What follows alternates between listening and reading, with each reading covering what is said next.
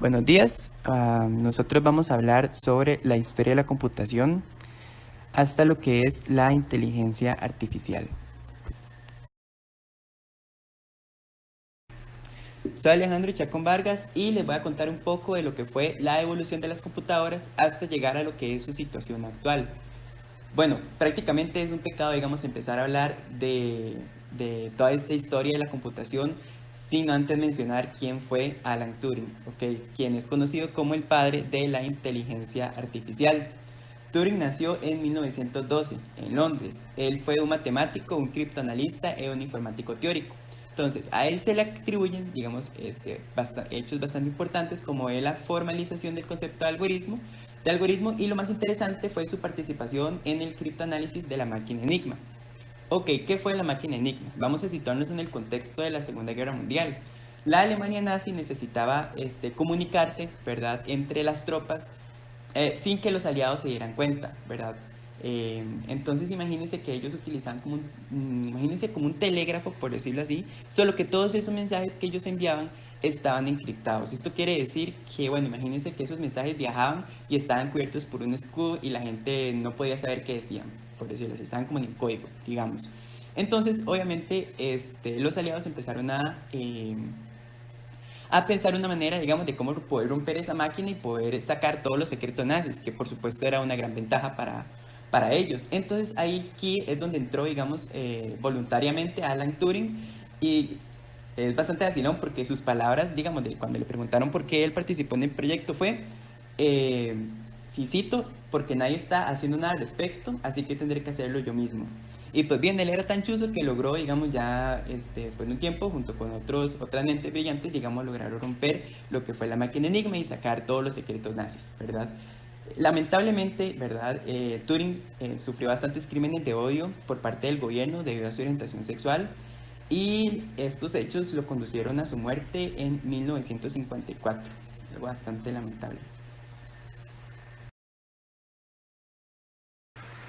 Ok, seguimos en el contexto de la Segunda Guerra Mundial. Ahora, digamos, imagínense que el ejército estadounidense necesitaba predecir la trayectoria de los misiles, ¿verdad? Pero para esto hay una ecuación diferencial y había, digamos, en ese momento no existía nada de computadoras, no existía nada de nada.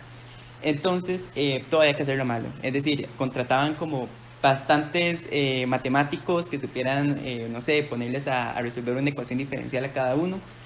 Entonces, esta fue una de las razones por las cuales se inició el proyecto para la construcción de la primera computadora digital, que iba a ayudar a resolver ese problema matemático. Ahí surgió la ENIAC, cuyas siglas significan Electronic Numerical Integrator and Computer. Esta fue creada por John William Mauchly y John Webster Eckert en 1943. No obstante, es importante mencionar que hubieron otras 6 mujeres en el proyecto. Eran bastante chuzas, digamos, ellas conocían bastante de matemática y ecuación diferenciales y fueron de gran ayuda. Sin embargo, esto apenas como que se está viendo a ver porque en esa época ellas fueron completamente invisibilizadas debido al machismo. Al punto de que en las imágenes del periódico, cuando salía todo el equipo, la gente decía quiénes son esas, son las modelos, quiénes, ¿verdad? Algo increíble. Pero que hecho que ya se les está dando la importancia que merecen.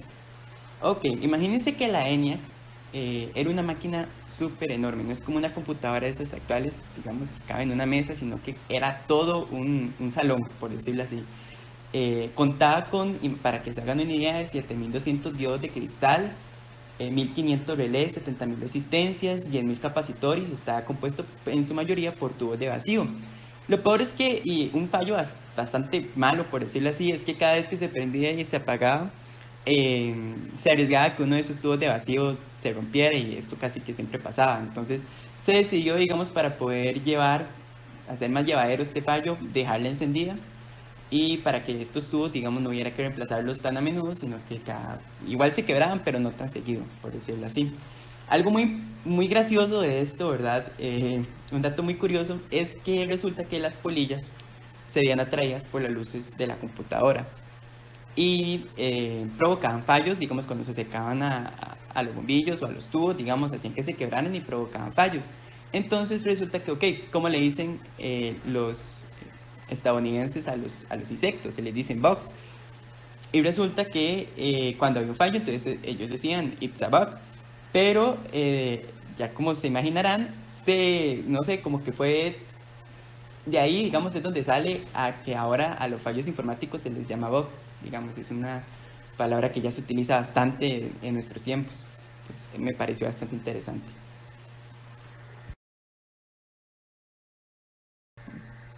Posterior a la Segunda Guerra Mundial se va a crear el transistor y con la llegada del transistor va a venir lo que es la segunda generación de computadoras, que comprende de 1955 a 1965. Ok, el transistor era un dispositivo electrónico, bueno, es un dispositivo electrónico semiconductor que vino a reemplazar esos tubos de los que les hablé cuando hablé de la ENIAC. Prácticamente, bueno, trajo un montón de ventajas porque el transistor, aparte de ser más pequeño, era más rápido, no necesitaba tiempo para calentarse y aparte de eso consumía menos energía. Es decir, que agilizó mucho más, digamos, lo que era la productividad de la computadora, ¿verdad? Pero no solo, digamos, esta generación se vio o trajo, digamos, este cambio que fue en su construcción, sino que también trajo otros cambios bastante importantes. Por ejemplo, en lo que es, digamos, respecto al lenguaje de programación utilizado, ya no se utilizó el lenguaje máquina, que fue el que se utilizaba en la ENIAC, sino que se empezó a utilizar un lenguaje simbólico, es decir, que se utilizaban abreviaciones, ¿verdad? Abreviaciones para instrucciones, por ejemplo, que tal dos letras significa que hay una suma. Eso es como por ejemplo, ¿verdad? Ok. Y digamos, con la llegada de este lenguaje simbólico se da el desarrollo de los sistemas de cómputo.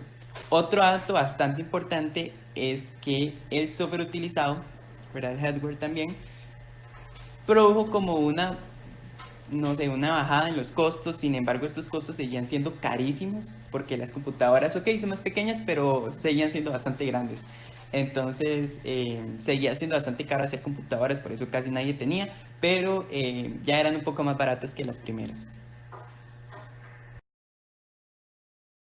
Bueno, en este contexto en donde estaban surgiendo todas las computadoras, ¿verdad? Alrededor del mundo, ustedes se preguntarán cuándo fue que la primera computadora llegó a Costa Rica. Bueno, la primera computadora que llegó a Costa Rica también fue la primera en llegar a Centroamérica y fue adquirida por la U, la Universidad de Costa Rica, bajo la rectoría del propio Carlos Monge, el que se llama igual que la biblioteca, ¿verdad? O, bueno, la biblioteca se llama igual que él, en 1968.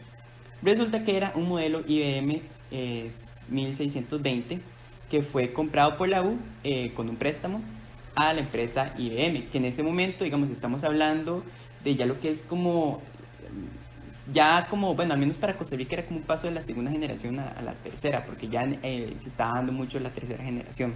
IBM fue un exponente, ya les voy a explicar un poco después, de esa época.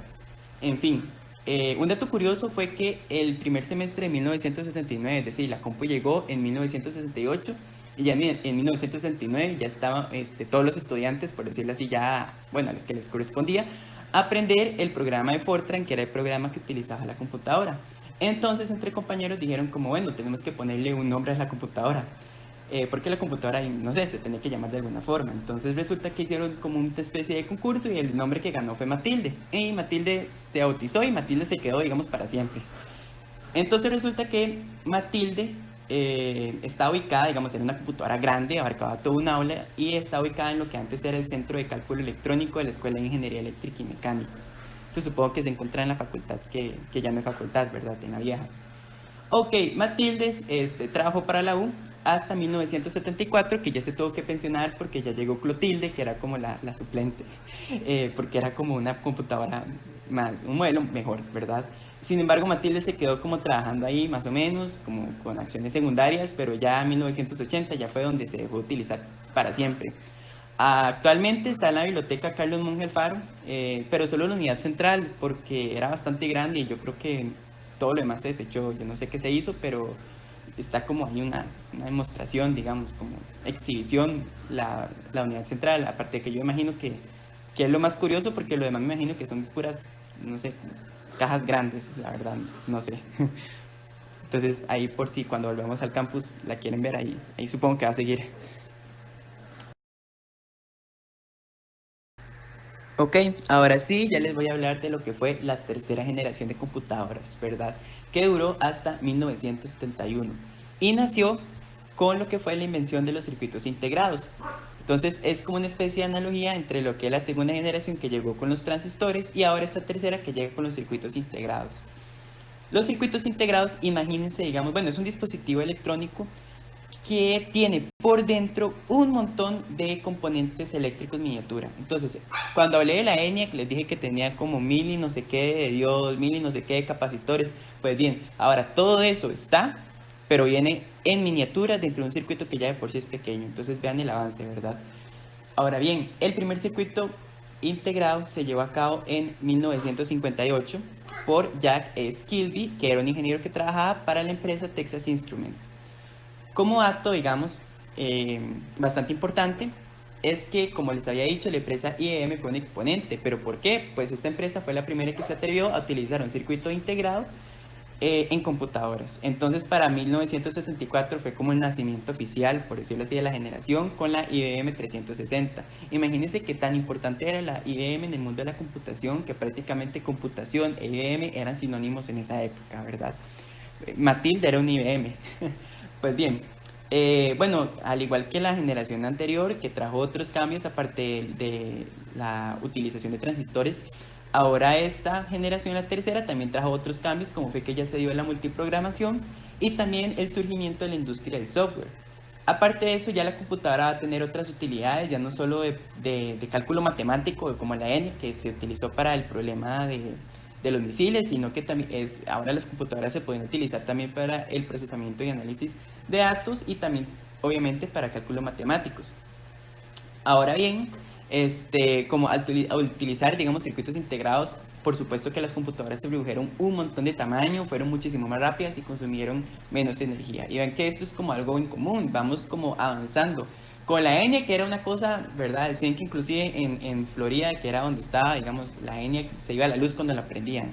Después llegó la segunda generación y era igual bastante costoso hacerlas y todo, vean que cabían en una habitación, pero ya con estas vamos como avanzando en más pequeño, más rápido y que absorba menos energía, utilice menos energía. Entonces eso es como algo bastante importante en lo que es la historia de las computadoras, ¿verdad? Y ok, eso sería. Hola, mi nombre es Carlos Fernández y yo les voy a hablar un poco sobre la computación cuántica. Pero bueno, para entender un poco sobre la computación cuántica, primero hay que entender qué es la física cuántica y qué estudia esto. Este, bueno, la física cuántica es la encargada de estudiar la materia a escalas muy pequeñas, a un nivel molecular, atómico y a un nivel aún menor que este. Reseñando un poco de historia, en 1900 Max Planck hace referencia a un quantum de energía. Esta es la primera vez que se toma el término quantum. Planck con esto quiere referirse a la unidad más pequeña de energía concentrada en una partícula.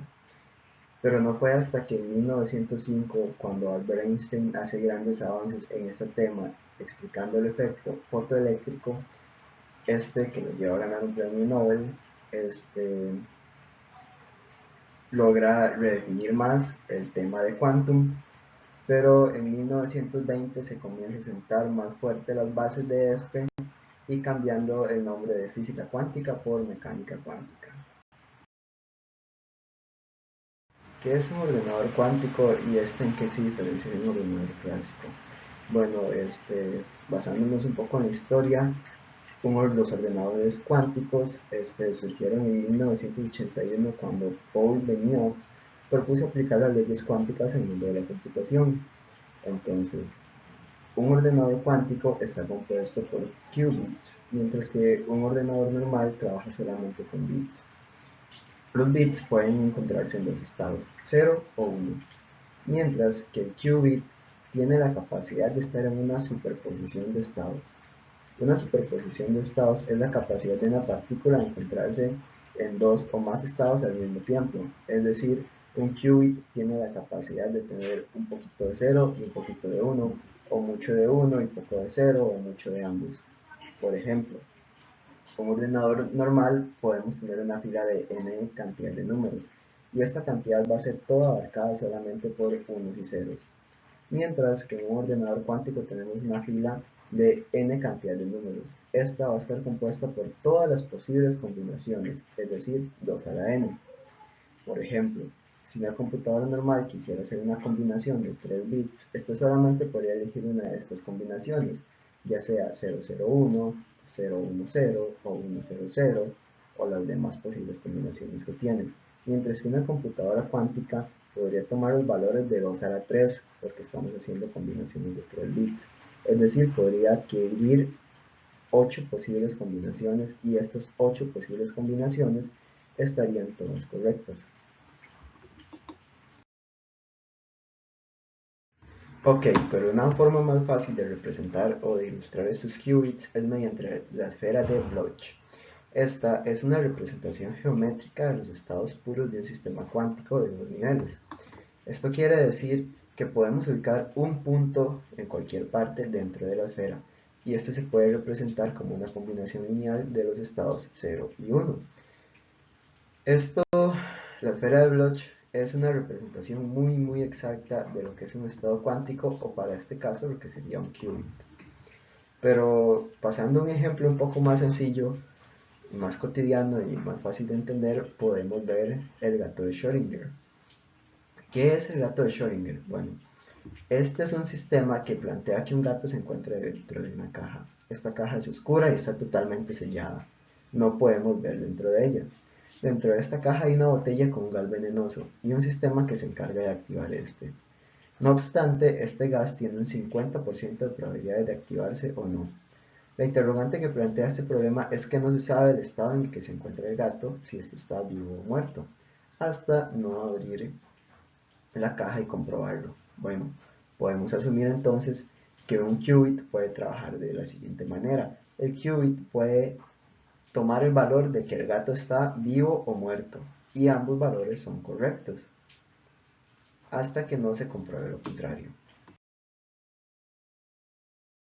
Dentro de la tecnología de los qubits hay grandes inversionistas. Esta tecnología es bastante joven y se considera que su punto máximo o su pico más alto va a ser entre 7 a 12 años. Pero ya hay grandes empresas o firmas que se encuentran invirtiendo en esta tecnología. Tal es el caso de Google, Microsoft, Intel, IBM, o hay otras pequeñas firmas como IonQ o QTech, además de Andreessen Horowitz, que es una de las firmas más destacadas dentro de Silicon Valley. Y este ha puesto su mirada sobre esta tecnología y ya ha hecho grandes inversiones en estas. Estas inversiones, tanto de los pequeños como grandes empresas, se dan principalmente porque se conoce el potencial que tiene esta tecnología, y pudiendo esta llegar a cálculos sumamente precisos y a velocidades extraordinarias, además de la capacidad de análisis de datos, patrones o costumbres que esta tecnología va a ser capaz de analizar o procesar en un poco tiempo, es por eso que se invierte de una forma muy fuerte en ella. Pero bueno, como todas las tecnologías, esto es una carrera a ver quién se desarrolla más. En este momento, IBM se encuentra a la cabeza de esta carrera, porque ya logró poner a funcionar su primer computador cuántico, al que llamaron Q-System One. Esta es la primera versión comercial de su ordenador, y este tiene la capacidad de analizar 20 qubits, es decir, analizar 2 a la 20 bits, lo que quiere decir que puede analizar 1.048.576 bits. Este ordenador evidentemente pues no está al alcance de todos y se puso a disposición de la investigación científica. No obstante, se sabe que IBM posee un ordenador aún más potente que el Q-System One, que es capaz de analizar hasta 50 qubits solamente por un lapso de 90 segundos, debido a que este genera grandes cantidades de calor y aún no se ha logrado desarrollar la tecnología suficiente para lograr el enfriamiento de este. Bueno, pero ya hemos conocido un poco qué es la computación cuántica y cómo trabaja esta. Ahora queremos saber cuáles son los usos posibles que se le podría dar a esta. Por ejemplo, esta podría usarse para descubrir materiales superconductores, estos a temperatura ambiente, que permitan la transmisión de energía sin pérdidas. Además, se pueden generar simulaciones biomédicas capaces de crear, simular y modelar estructuras moleculares que puedan ser la base de nuevos potentes fármacos. Se pueden optimizar procesos logísticos que sean muy complejos, esto debido a la gran capacidad de análisis de datos que tienen los qubits. Se pueden elaborar complejos modelos financieros y de gestión de riesgos, esto para mejorar la detección del fraude y combatir este debido a que se pueden analizar los patrones que tiene una persona y darle seguimiento a esta. Además, se pueden modelar complejas reacciones químicas que tienen grandes costes energéticos y medioambientales. Tal es el caso del proceso o del método Haber-Bosch, que este se da en la fijación del nitrógeno ambiental. Se puede optimizar para que su coste energético sea más bajo y más eficaz. Muy bien, pero si bien hemos dicho que la computación cuántica tiene muchos beneficios y muchos usos, esta también tiene ciertas repercusiones o ciertos peligros. Es por eso que la NIST es la entidad encargada de la regulación de las restricciones de esta nueva tecnología. Esto debido a que la computación cuántica es capaz de romper la criptografía de las claves públicas y privadas, que son las que usualmente se usan, y lograr descifrar estas en muy poco tiempo. Pero ¿cómo se logra esto? Bueno, esto se logra mediante el algoritmo de Shor. Este es un algoritmo cuántico que sirve para descomponer en factores un número n en un tiempo log de n a la 3 en un espacio log de n. Esto quiere decir que el tiempo aumenta linealmente, mientras que n sube exponencialmente. Dicho de una forma más fácil, esto quiere decir que si el tiempo en decodificar 10 elementos es de un segundo, para decodificar 100 elementos se necesitarán solamente 2 segundos. Y para decodificar 1000 elementos se necesitarán solamente 3 segundos y así sucesivamente. Es por esto que esta tecnología es sumamente peligrosa y la NIST es la entidad responsable de regular esta. Ok, pero ¿hay un vínculo entre la computación cuántica y la inteligencia artificial? Pues bueno, claramente que sí lo hay. La inteligencia artificial es otra tecnología que aunque es muy reciente también, ya se han hecho muchos estudios de lo que pasaría si se mezcla la computación cuántica con la inteligencia artificial. Primeramente hay que recalcar que la inteligencia artificial en conjunto con la computación cuántica, aprenderían de una forma que se llama Quantum Machine Learning o QML. Esta función permitiría a las máquinas aprender de una manera muchísimo más acelerada y muchísimo más rápida y muchísimo mejor. Un ejemplo de esto es lo que siempre hemos estado cansados de escuchar, es la plataforma YouTube. YouTube opera mediante 3 computadoras, cada una tiene diferentes tareas. Estas computadoras están basadas en lo que conocemos como inteligencia artificial. No obstante, si se lograra mezclar la inteligencia artificial con la computación cuántica, este podría haberse reducido a una sola.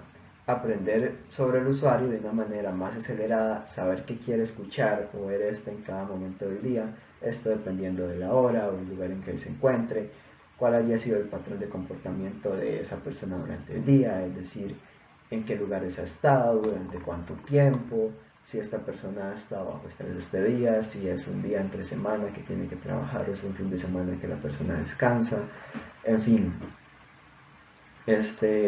Los ordenadores cuánticos van a romper los límites que antes habían con los ordenadores clásicos. Se van a poder trabajar problemas muchísimo más complejos de una forma más eficiente. Y esto apenas es el inicio de una tecnología que aún se encuentra dando sus primeros pasos, pero que depara muy grandes cosas para el futuro. Saludos, profesor y compañeros.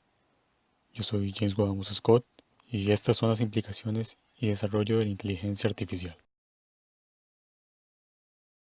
La inteligencia artificial llega a representarse como una ciencia cuyo principal objetivo es el diseño y la construcción de maquinarias capaces de imitar el comportamiento inteligente de las personas, de tal manera que ésta pueda desempeñar las actividades que se le son asignadas, pero pueda ejercer un rol dentro de la sociedad junto con el ser humano, por lo que el vínculo psicológico, social y lingüístico debe ser óptimo en su integración diaria.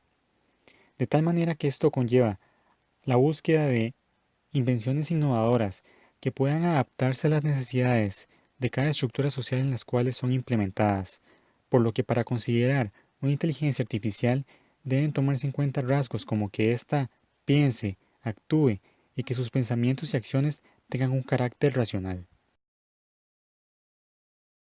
Una vez se ejecutan sus acciones, estas son catalogadas en dos tipos: inteligencia artificial blanda o débil e inteligencia artificial fuerte. La inteligencia artificial blanda se caracteriza por que actúa de acuerdo a los parámetros establecidos, es decir, tiene un carácter de acción muy estrecho basada en la actividad a la cual ha sido establecido su funcionamiento, por lo que su accionar se basa mucho en la programación que le impongan, de tal manera que simula una función cognitiva, ya que actúa con base a las reglas que le son impuestas, sin embargo, carece de una conciencia humana, a pesar de que puede llegar a emularla. En el caso de la inteligencia artificial fuerte, estas presentan un desarrollo de conciencia, es decir, una mayor extensión y capacidad para poder llevar a cabo las acciones que les son implementadas, pero a la vez extender mucho ese rango, de tal manera que pueda igualar e incluso superar la figura del ser humano en el desarrollo de las actividades laborales, por lo que este tipo de inteligencia artificial es idealizada en muchos casos, pero a la vez es satanizada y temida debido a las potencialidades que pueda presentar. Es importante tomar en cuenta los enfoques metodológicos de tales inteligencias, de tal manera que se presenta la inteligencia artificial simbólica e la inteligencia artificial neuronal. La inteligencia artificial simbólica es aquella que funciona con una programación basada en símbolos y caracteres abstractos que pueden ir de números al lenguaje, de tal manera que pueda desempeñar el propósito con la cual ha sido creada, la cual es una función puntual y determinada. Mientras que por otra parte tenemos la inteligencia artificial neuronal, la cual tiene un conocimiento basado en conexiones de neuronas artificiales, las cuales desarrollan el llamado Deep Learning, que consiste en una serie de aprendizaje basado en estímulos a las cuales la inteligencia artificial se expone en el desarrollo de sus actividades cotidianas. A su vez, está dividido en los tres tipos de aprendizaje que la conforman, que es el supervisado, que consiste en la presencia de los programadores y funcionarios relacionados con su avance que llevarán a cabo la programación determinada, mientras que por otra parte está el no supervisado, que está relacionado con la experiencia y el desarrollo de comportamiento que esta inteligencia tenga una vez que interactúe con el usuario. A su vez, se presenta el refuerzo, que consiste en la base de datos a la cual está conectada y tiene acceso, por lo que se puede notar aquí que se presenta una estructura más compleja en lo que se lleva a las conexiones neuronales y la salida y el inicio de los estímulos recibidos. Los ejemplos de inteligencia artificial se encuentran la inteligencia artificial Sophie, la cual fue creada por Hanson Robotics. Es una empresa fundada por el norteamericano David Hanson. Esta inteligencia artificial causó un gran sobrevuelo hace un par de años, debido a su capacidad para llevar a cabo conversaciones con personas, y a la vez sus interacciones eran muy versátiles y extensivas, por lo que llamaba su atención con la cual se desenvolvía. A su vez cabe destacar su peculiar aspecto, el cual es realista basado en cuanto al cuerpo humano. Por otra parte tenemos a Siri, la cual es la inteligencia artificial de Apple que utiliza en sus productos para asistir al usuario de acuerdo a las necesidades que necesite en el dispositivo. Está Cortana, que es similar a Siri, solo que es impulsada por la compañía Microsoft. Por otra parte tenemos a Deep Dreaming, que es una inteligencia artificial de Google. Esta actúa como una visualizadora de imágenes y les da una representación artística, de tal manera que podemos ver cómo se manifiestan las metodologías que utilizan tanto la inteligencia artificial neuronal y la inteligencia artificial simbólica. Otro ejemplo remarcable se da con la inteligencia artificial Google DeepMind, la cual actúa como una inteligencia de aprendizaje de algoritmos, desarrollando combinaciones y buscando su solución, por lo que en el año 2016 Google DeepMind derrotó al campeón surcoreano Lee Sedol en Go, que era un juego de mesa de gran complejidad. En una sociedad con un avanzado desarrollo científico y tecnológico, así como la predominancia del Internet en la vida cotidiana, ha generado un gran cambio en el estilo de vida de las personas, así como transformaciones en la estructura socioeconómica de cada país. Dentro de las áreas en las cuales se ha implementado el uso de la inteligencia artificial se encuentra la medicina. Por ejemplo, el uso de una inteligencia que analice algoritmos de imágenes de cáncer de piel, de tal forma que pueda ayudar a la detección y descarte de eventuales diagnósticos. En el área de entretenimiento, la cual es utilizada a diario por medio de plataformas digitales como YouTube, Google, Spotify, Instagram, Facebook, en las cuales estas inteligencias artificiales actúan como un algoritmo que analizan los resultados de las búsquedas de los usuarios y pueden representarle una personalización del contenido que desean ver. Por otra parte, en el mercadotecnia sucede de forma similar, en el denominado neurociencia, en la cual, mediante un análisis del estado emocional de las personas, así como el patrón de consumo mediante el uso de la base de datos, puedan determinar cuáles productos pueden ser del agrado del consumidor, así como descartar aquellos que no lo son. Por otra parte, en actividades económicas de producción como lo es la agricultura, la implementación de sistemas de riego que mediante el análisis del relieve puedan determinar el momento propicio para regar el suelo, así como máquinas de control de calidad que mediante el análisis de la textura y el relieve de un melón puedan determinar si éste es apto para ser vendido y su eventual consumo. A su vez, en la educación, la determinación de herramientas que puedan ayudar a los estudiantes a la comprensión de la materia, el estudio de las matemáticas y su respectiva dificultad, así como en el caso de China, que utilizan el uso de diademas que indican la concentración del estudiante, así como el patrón que éste representa con el uso del teléfono mientras estudia. Por otro lado, nos encontramos en el transporte, el cual representa un gran avance por parte de compañías como Auto Motors, con cargadores de peso autónomos, así como por parte de la compañía de Tesla, fundada por Elon Musk, la cual busca promover el uso de autos autónomos como parte del futuro en el transporte cotidiano, de tal forma que acarrea una gran transformación en la estructura de la cual la población llega a movilizarse de un lugar a otro, así como repercute en los empleos de los conductores, lo cual representa la transformación que ha generado el uso de la inteligencia artificial como parte de las vidas de las personas, así como la estructura sociocultural. Cambios sociales en la estructura cultural. La manera en la que el individuo se relaciona con su familia, las personas de su vida cotidiana, la relación que tiene consigo mismo, se ve alterada debido al ritmo de vida que lleva a cabo junto con la inteligencia artificial, el avance tecnológico y el Internet de las cosas.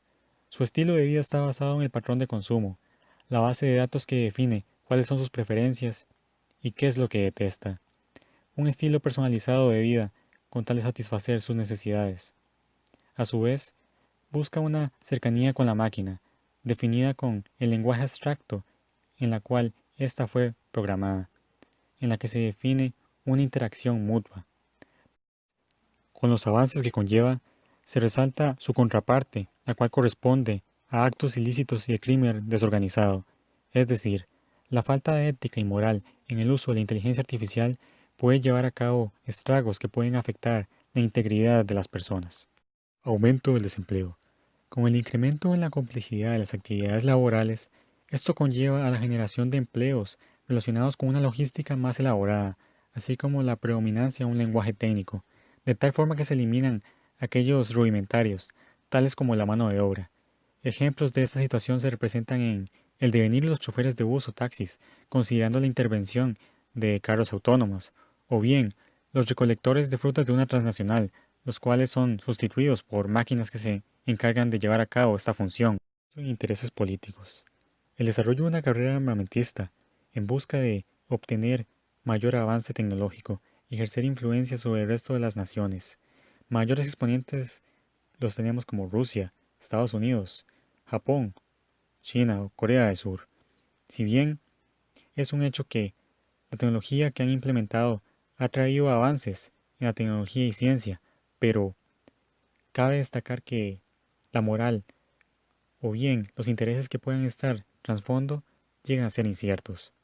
Por otro lado tenemos la influencia que ejercen sobre la población, es decir, cómo mediante los patrones de consumo de ésta pueden darle la información necesaria para poder contentar y satisfacer sus necesidades, o bien el método de pensamiento.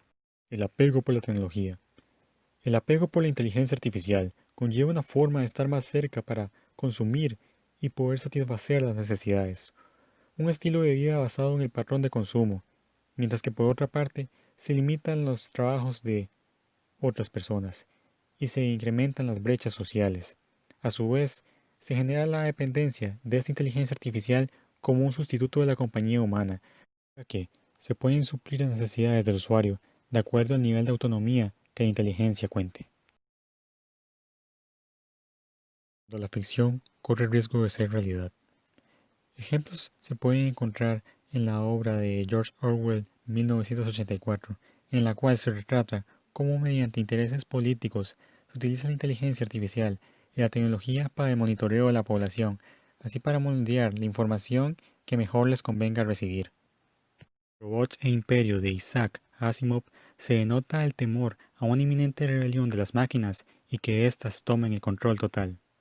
En la película alemana Metrópolis se representa una sociedad distópica en la cual se retrata una remarcada brecha social entre la clase alta y la clase obrera, la cual se dedica a realizar trabajos forzosos en las maquinarias que abastecen de energía a la ciudad.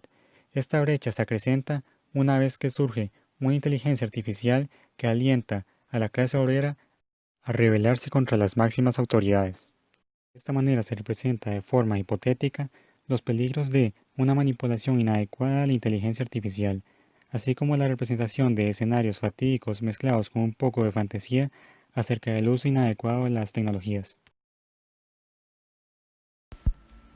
Hola, yo soy José Alberto Salazar Jiménez y les voy a comentar un poco acerca de una aplicación comercial actual de la inteligencia artificial, algunos aspectos importantes que se deben de considerar en cuanto a esto y brevemente los puntos de vista de un par de personas que han tenido una connotación importante para nosotros. Ahora bien, por inteligencia artificial, un ejemplo que se nos puede venir a todos en la mente es Jarvis. Es el personaje o el asistente virtual eh, que tiene una inteligencia consciente y superior a la humana o a lo que uno tiende a entender como comúnmente como una inteligencia normal que tiene cabida dentro de lo que se conoce como el universo Marvel, lo que son los cómics de Marvel y las películas que probablemente todos hemos visto de los Avengers. Interesante es que este personaje, como mencioné ahorita, es inteligencia artificial pero consciente, es decir, piensa como nosotros, eh, puede tener juicios de valor, puede tener un razonamiento en cuanto a qué es bueno y qué es malo.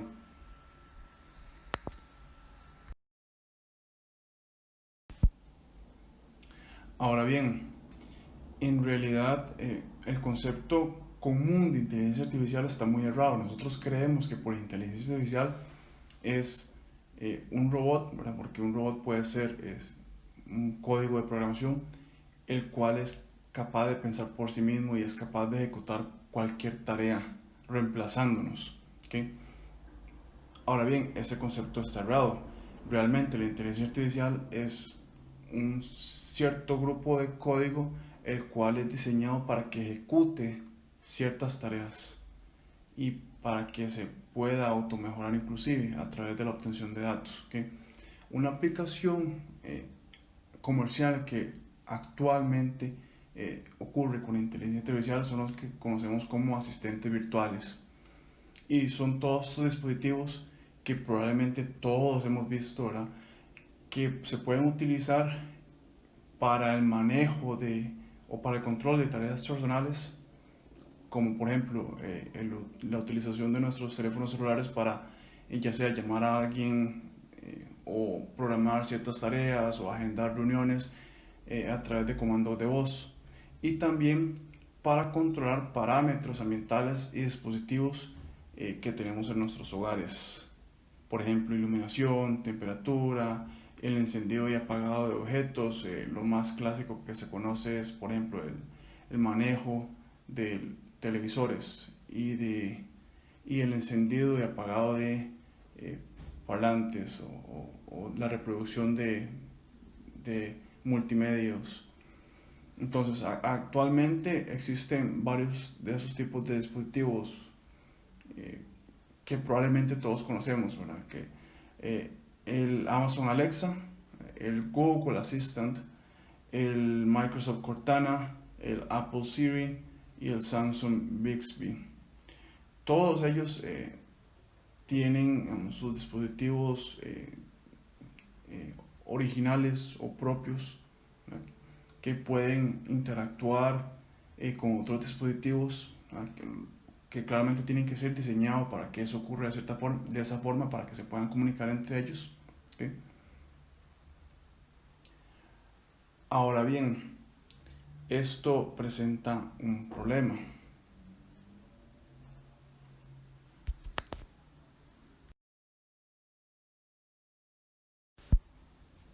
El problema o la condición que esto conlleva es que la inteligencia artificial utiliza como insumo los datos. Es decir, necesita siempre estar alimentada de datos para poder funcionar de una mejor manera. Y esto lo vemos, por ejemplo, cuando utilizamos Facebook, cuando utilizamos Google, y todos hemos sufrido de esto, que ustedes buscan cierta cosa, por ejemplo, un instrumento musical, buscan una guitarra, y días después le empiezan a salir anuncios de guitarras en Facebook, utilizando Google o inclusive en Instagram. Entonces, los asistentes virtuales también se basan en esto, por supuesto. Entonces ellos necesitan estar escuchando siempre a las personas que son dueñas de ellos. Y además esos datos son almacenados en la nube, obviamente para poder manejar esa gran cantidad de información que se está generando a través de la interacción con los usuarios. Entonces, tal vez esto se puede relacionar con un libro que se titula de 1984 de George Orwell, donde se desarrolla el concepto que se conoce como Big Brother, ¿no?, donde todas las personas son escuchadas siempre, son vigiladas siempre, sus datos siempre son almacenados, siempre son procesados, y los cuales pueden ser utilizados en su contra dependiendo de las acciones que tomen o de las cosas que digan o hagan. Entonces digamos que esa es como la mayor implicación negativa que esto puede traer sobre los usuarios que utilizan estos dispositivos. Y debido a esto es que se han desarrollado regulaciones, donde dos de las más importantes actualmente que entraron en vigencia en 2018 son la europea, con el acrónimo en inglés GDPR, que es la Regulación de Protección de Datos Generales, y la estadounidense, específicamente desarrollada en California, que se conoce con el acrónimo CCPA, que significa el Acto de Privacidad del Consumidor en California. ¿Okay? Entonces, estas regulaciones lo que buscan es cómo tratar la privacidad de los datos que generan los usuarios, ¿no?, esos datos que son escuchados por dichos dispositivos y por otros que impliquen el manejo de datos, no solo por esos dispositivos, sino por todo lo que tenga que ver con la privacidad de datos. Puntos importantes que toman en cuenta estas regulaciones, y muy importante es recalcar que es una regulación, no es un mandato, es decir, son condiciones que ellos van a buscar con las empresas que desarrollan esas tecnologías, y donde pueden existir variaciones en dichas peticiones dependiendo de las condiciones del desarrollo y de las condiciones comerciales, etcétera, etcétera.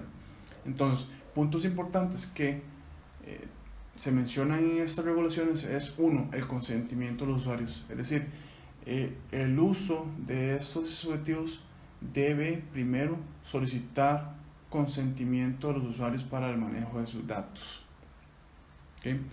Esto siempre ocurre y es algo que ocurre cuando utilizamos aplicaciones o visitamos una página web, por ejemplo, que ustedes ingresan y sale una ventana emergente diciendo que la página utiliza lo que se conocen como cookies, que es básicamente el almacenamiento y el acceso a información temporal, de información temporal dentro de nuestros computadores. Entonces nosotros estamos haciendo conciencia que estamos aprobando que eso ocurra. Entonces así se pide que ocurra explícitamente en estas regulaciones.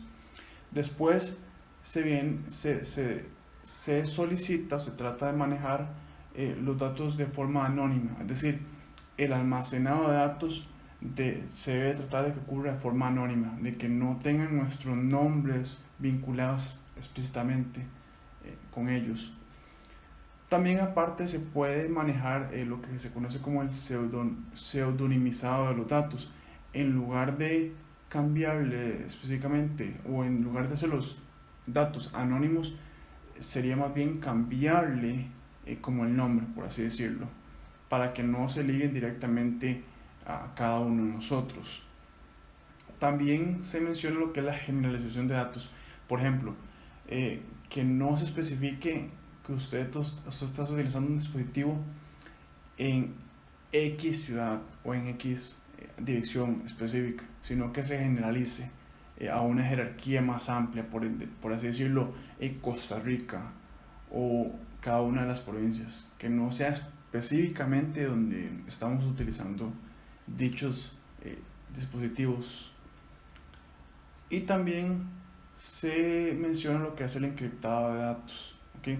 Donde se codifican de cierta forma para que sean que no se puedan interceptar en el camino o que no se puedan ser entendidos si se logran interceptar durante la transmisión o el almacenamiento de los datos a la nube. Y el problema que todas estas regulaciones trae ya desde un punto de vista de desarrollador, desde un punto de vista de analista, de análisis de datos, es que todos estos puntos de vista, excepto el primero, el consentimiento de los usuarios, de alguna u otra forma afectan en la naturaleza de los datos, afectan sus propiedades, lo cual puede producir que los análisis o que el entendimiento e inclusive el entrenamiento de los asistentes virtuales no sea el más efectivo o el más eficiente. Entonces son cosas que siempre hay que balancear, si tiene sus pros y sus contras dichas regulaciones o dichas propuestas en tales regulaciones.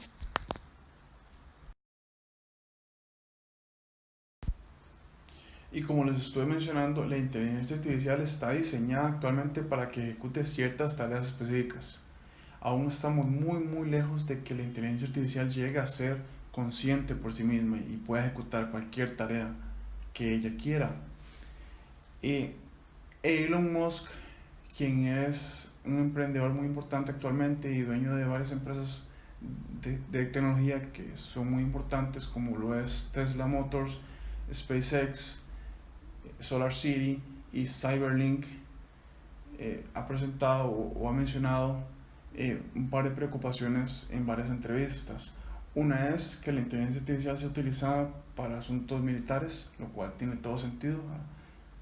Y la segunda, y él lo relaciona con la Matrix, con la saga de películas la Matrix, es que la inteligencia artificial llega a ser consciente y omnipresente.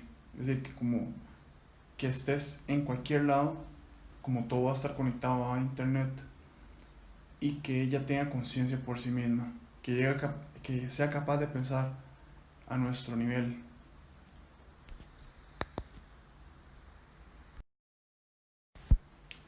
Otra persona que también ha presentado preocupaciones en cuanto al desarrollo de inteligencia artificial fue Stephen Hawking, quien él mencionaba que el temor de él es que la inteligencia artificial fuese consciente, omnipresente, al igual que Elon Musk, y además omnipotente y, y eterna, por así decirlo, que se pueda transmitir a través de ya sean máquinas o... Entonces, esto se puede relacionar, por así decirlo, con lo que el concepto de Skynet en la saga de películas Terminator, donde eh, la inteligencia artificial, conocida como Skynet, se hizo consciente y se hizo omnipresente y se dio cuenta que tenían que nosotros, que era superior a nosotros y trató, al menos en la saga, de subyugarnos. Entonces ese es el temor que Stephen Hawking eh, mencionó en algunas de las entrevistas donde él trató el tema. Y cabe decir que él se aprovechó de inteligencia artificial para el desarrollo del sistema de comunicación que él utilizó.